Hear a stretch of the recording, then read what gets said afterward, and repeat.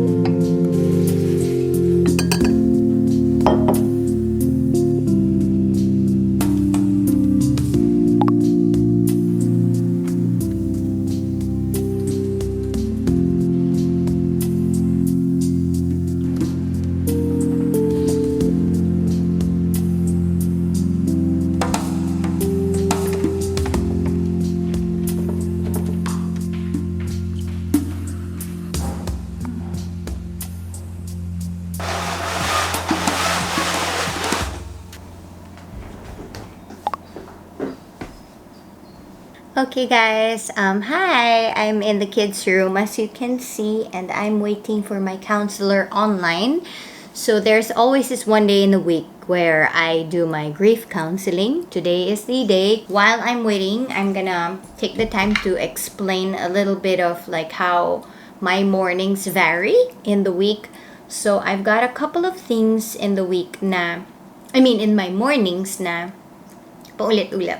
I would have coffee, and then I would drink my morning juice. Water muna, and then morning juice when I'm having breakfast with the kids. There are days when I don't have breakfast with them because I would have, like, let's say, an important meeting in the morning, or I have my grief counseling. In the beginning, I couldn't fathom the thought na hindi ko sila kasama mag-breakfast. But, I've been vocal about this. I haven't been some things in 2020. Parang it was pushing me to take time off na for myself. And to, really make a decision to remove myself from the kids for some portions of the day. Just so I could attend to important emotions, important things in my heart. I didn't think I would need grief counseling. Akala ko nag-grieve naman ako when my dad died. But 2 years later, here I am realizing that I actually need to do more than just cry. those are the things. So, papalit-palit lang yun every day. Of course, I have my quiet time. Ideally, you have your quiet time, like you read your Bible every day. But since I've become a mom, it's just impossible to have like a quality quiet time. So what I do instead is like I allot a longer time in at least like some of my days para hindi siya paputol-putol. Nahirapan kasi ako ng ganon na parang yung iba kasi kaya lang mag-devotional, mabilis, ganyan. Ako hindi ko kaya yon. At least I will do that once or twice a week where, you know, there is an uninterrupted length of time that I could spend for reading the Bible. Then on other days, I would like to, the same thing, like content creation, talking to my team about, you know, stuff that we want to put out on the vlog, or like ideas that I have that I want to do in the next few weeks, ganon. Di ko rin kaya yun ng paputol-putol. So it has to be, I'm focused, I'm seated down, I'm not with the kids. And then I also use a lot of that time for updating our homeschool progress. I look at what Philip needs to do. I look at what we have to do and see where everything fits and all that. That's kind of what takes up my mornings. And then from time to time, I would have meetings. So tomorrow I'm going to have not really a meeting, but more like a guesting on a podcast. So when people ask me for that, this is where I usually shoot it. It's in the morning. Yun, para matapos na siya. My logic for that is because I want the rest of the day to be already freed from whatever I have to do for myself, for my work, and for my own self-care and all that. And the rest of the afternoon, I could just spend freely with my kids. So that's a sample of the morning for you. My morning. Very awkward. I feel like I never had a place in the world. And it's not because of... Yeah.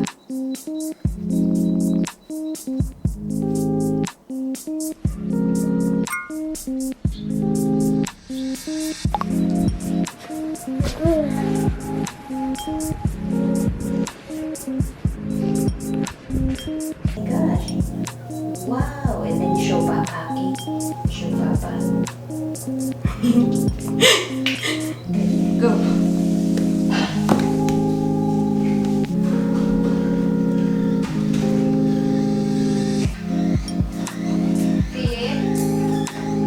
There's Suma. You want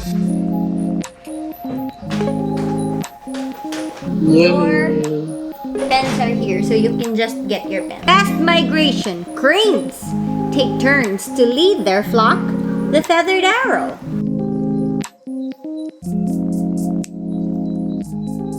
Hi everyone! Hi guys! Okay, so today I am, as you have seen, I've showed you a couple of days from my life wherein I would wake up at 7:30 in the morning. This was actually an accidental resolution.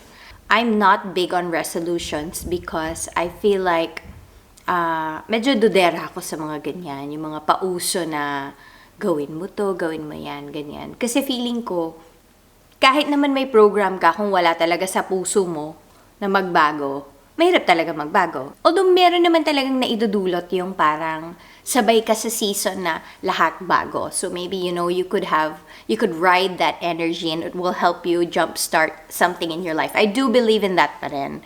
It's just that for me personally, I always wait for the heart to really want to change before I actually start doing something. Kasi nga, kung wala naman sa puso mo, kahit nandun yung panahon, mahirap, diba? So parang it all has to fall into place for you to actually be able to do what you want to do. So anyway, I had a lot of ideas. I wanted to do a lot of things, but I was clearly very frustrated about not having the time for it. Just to give you an idea of what my life is like, I've got 2 boys.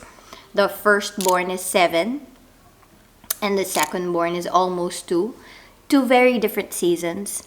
And it was really frustrating me na my second born needed me all night.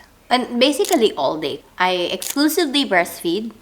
Although it's not really his main source of food anymore. But anyone who does that exclusive nursing will know what I mean. Any time of the day that he wants. Ganun yung buhay ko sa kanya. And then you could just imagine also how the 7-year-old has his own needs. And most of the time, their dad is away for work. Like for the most part of the day. Although ngayon medyo iba kasi, diba, you can work from home, ganyan. So medyo that helped me. But still, I am the primary caregiver in that sense. Na yung nanay naman talaga yung tumutugon dun sa mga kailangan ng anak. I would wake up sabay with them at around like say 8, 9, 10. Yan yung mga oras ng gising namin.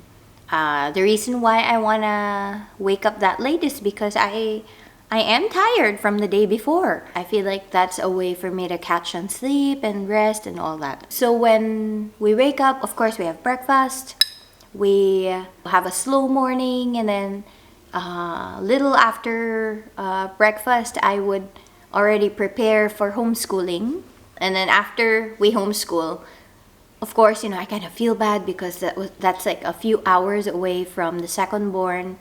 And there goes that whole, parang medyo may guilt feeling ka na hindi mo maiiwasan kapag dalawa na yung anak mo na whatever you did with the first, you can never really completely repeat with the second. All of those were really just piling up. Plus the fact that I already felt so deprived of time for myself. I didn't consistently have at least a few minutes to myself that was quality, and it was affecting me because if I don't stop and then put things in order sa mind ko at saka sa heart ko, nagkakaroon siya ng effect sa akin na ang gulo-gulo ko. Ang gulo ko as a person, ang gulo ko as a nanay, ang gulo ko as a friend, ang gulo ko as a asawa. So, pag gano'n, nanghihingi ako ng time out sa husband ko. But I figured out that I needed more than just like sporadic moments of like having peace to myself, not minding the kids, and being able to put things in order in my heart and in my mind. So I needed something more consistent than that. Not sure if you guys are moms watching me, but if you are, I know you know what I mean. But if you're not a mom and you've got your mom right beside you or just in your house, please go and hug them because it's really I know this has been said over and over that this is a full-time job. We think kasi na when someone goes to work, like physically they remove themselves from the home and then they go to an office and then they come back and they're tired. We feel like, those people, they need rest, ganyan, kasi talagang napagod sa work, ganyan. But what we don't see is that the mom does that also every day. They go to work, and their home is their workplace as well. You also need time to recuperate as a mother, di ba? And so I realized that, my kids sleep in, and while they're small, they actually can still sleep a lot. Sabi ko, edi, kung ano man yung inihaba ng tulog nila, pwede kong iksian yung sa akin.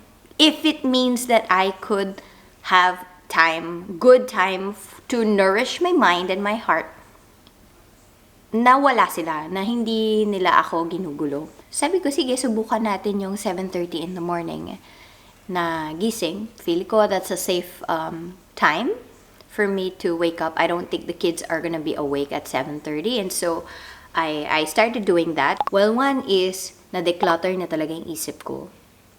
Pangalawa, nabigay niya talaga yung time na kinakailangan ko. Nagulat ako na ang dami kong nagawa. In fact, sobrang dami kong nagawa with a difference of 2 to 3 hours na untouched in the morning. Sobra akong daming na-produce, naisip, nagawa ko yung trabaho ko, nagkaroon pa ako ng time para sa sarili ko. So, overall, it worked. And it was so good. Like, all of that was just so good for me. And I found that I enjoyed my afternoons more with my children because it felt like, nagawa ko na lahat ng kailangan kong gawin para sa sarili ko or para sa ibang bagay na hindi concerning yung children. It freed me so much more to be with my kids and to just play and to focus completely on what I had to do for the afternoons when I've already done stuff in the morning. I lost weight. That was due to me waking up early. So naturally, yung body ko will feel tired early because you woke up early. You also want to sleep early. And so when you want to sleep early, everything moves up in the day. So you eat dinner earlier. You don't...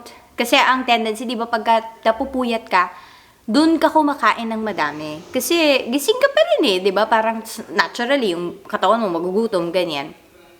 So, dun ako tumaba.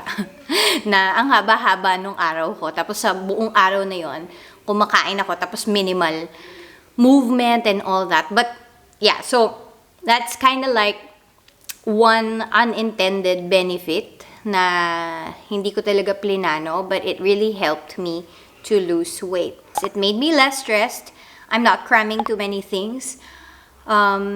Actually, wala. Hindi na nga talaga ako nagka-cram. Kasi nga, I found the time. Kumbaga parang it was just a matter of finding it in your day and then shooting it there. Na parang, this goes here. This goes there. So, you kind of have that piece also na kung ano lang yung matapos mo dun sa oras na yon, at least may nagawa ka. Diba? It's good for my thinking activities. Yeah, this is one thing that okay, so we all have different body clocks. Some of us think better in the middle of the night or like mga madaling araw, ganyan. I realized that when I wake up early in the morning, this is really good for my thinking activity. Because I tried this before. I would try doing it in the evening and it doesn't work. Kasi feeling ko, antok na nga ako, pagod na nga ako. So parang lahat ng thinking activities ko, I reserve it in the morning. So I'm not sure if you guys have the same observation about your body because we have different bodies. When you can think the best or the most, all I can say is that find it out for yourself. Kung umaga ka ba, o gabi ka ba, madaling araw ka ba, or sa gitna ng hapon, ganyan. I'm blessed enough that I have a choice to do it in the morning. You gotta find kasi that space where it's just quiet. Kumbaga, you gotta find that space and that time in your day where it affords you to mentally focus on something. Kung yun yung kailangan nyo, di ba? My cons. One is that I like to sleep in with the kids. I like to wake up with them. Isa yun sa mga namimiss ko na I needed to give up for this season. I needed to like weigh some things. May homeschool ako, may trabaho ako, ganyan. So, kailangan ko i-give up yung umaga ko na nagsisleep in ako with the kids. What I would do instead is that I would have like 5 days of doing the 7:30 a.m. and then 2 days of sleeping in with them. Para naman ma-enjoy ko yun kahit papano. Yun na nga lang, yung con niya is, it doesn't happen every day anymore. And that's a fun thing to do kasi when your kids are small. Like, you just wake up with them and you lounge in bed and you sleep in for as long as you want. And then you hug and you cuddle. So medyo give up ko ng konti yung ibang araw na ganun. But I think that's the next on my list that I really have to find the time for working out also. So many people have commented, or moms have commented to one of my posts before about seasons. And there are seasons in our lives. And individually, that's different for all of us. Like, iba yung buhay mo sa buhay ko. Iba yung edad ng anak mo sa edad ng anak ko. You have to consider everything around you. There are times in our lives that will allow us more time for ourselves. And there are times na di talaga na parang 5-minute prayer lang kaya mo na parang, Lord, bigyan mo ako ng grace for today kasi hindi ko na po kaya. In Jesus' name, amen. May ganon ka talagang. And kailangan matanggap natin yun, na hindi pare-pareho ang seasons ng buhay. Pero, ang seasons ay natatapos din. Kaya nga siya season. Diba? Hindi siya eternal, hindi siya eternity.